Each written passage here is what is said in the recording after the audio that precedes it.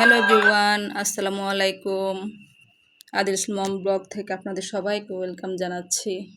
আশা করছি সবাই অনেক ভালো আছেন। আমরাও আলহামদুলিল্লাহ ভালো আছি।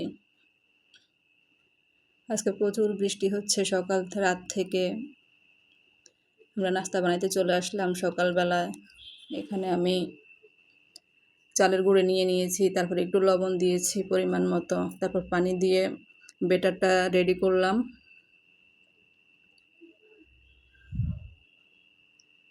তারপর এটা হচ্ছে নোয়াখালীর ঐতিহ্যবাহী খোলার পিঠা বা খোলাজা পিঠা বলে।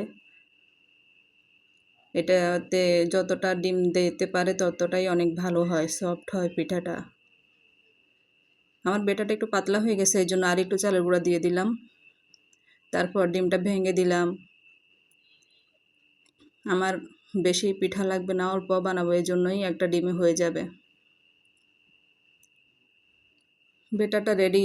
পাশের চুলায় আমি মাংস গরম করে নিচ্ছি খাওয়ার জন্য। খোলা পিঠা দিয়ে মাংস দিয়ে অনেক মজা হয়। আদিলের খুবই পছন্দের একটা নাস্তা এটা। এরপর আমি পাশে খোলাটা বসাই, এর ভিতরে বেটাটা দিয়ে দিলাম। এরপর এটা একটু ছড়াই দিব পুরা খোলাতে। খোলার পিঠা যারা নোয়াখালীর আপু ভাইয়ারা আছেন ওনারা দেখলে চিনবেন কতটা মজার একটা নাস্তা এটা। এরপর আমি ঢেকে দিলাম। একটু অপেক্ষা করলে হয়ে যাবে পিঠা। এটা হতে খুবই অল্প সময় লাগে। চুলার আগুন এক এক পাশে বেশি কম হয়, এই জন্য খোলাটা একটু ঘুরিয়ে দিলাম যাতে চারপাশটা ঠিক মতো হয়, যাতে উঠতে সুবিধা হয় পিঠাটা।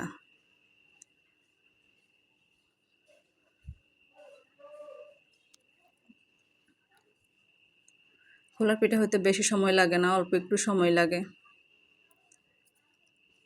আগুনটা আর ডিমটা যদি ঠিক মতো দেওয়া হয় তাহলে খুবই ভালো হয়। আগুনটা অনেক বেশি থাকতে হবে, তারপর ডিমের পরিমাণটাও ঠিক মতো থাকতে হবে। এরপর আমি সবগুলো পিঠা বানিয়ে নিলাম। এরপর সবাইকে নাস্তা দিয়ে দিলাম। আদিলের বাবাকে। আদিলের বাবার 2 দিনে ছুটি থাকে, শুক্র শনি।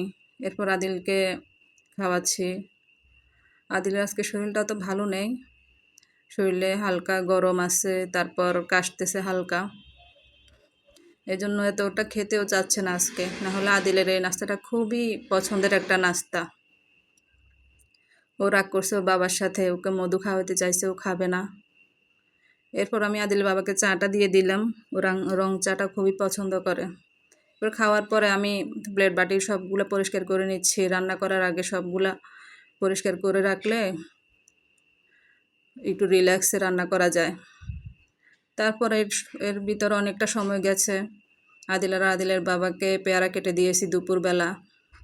ওরা এখানে বাবা ছেলে বসে বসে ক্যারাম খেলতেছে। আদিলের বাবা ছুটির দিনে যতটা সম্ভব ওকে সময় দেওয়ার চেষ্টা করে। এরপর দুপুরে রান্নাবান্না দেখালাম না আজকে। এখানে আমি চিচিঙ্গা আলু মাছ দিয়ে রান্না করছি, চালতার টক রান্না করছি, শাক ভাজি করছি। এরপর একটু রেস্ট নিয়ে সবাই সন্ধ্যার পরে পাস্তা নুডলস একসাথে ভাজি করলাম আজকে। তো সবাইকে নাস্তা দিয়ে দিলাম, চা নিয়ে নিলাম। ভিডিওটা আজকে পর্যন্তই। আল্লাহ হাফেজ, আসসালামু আলাইকুম।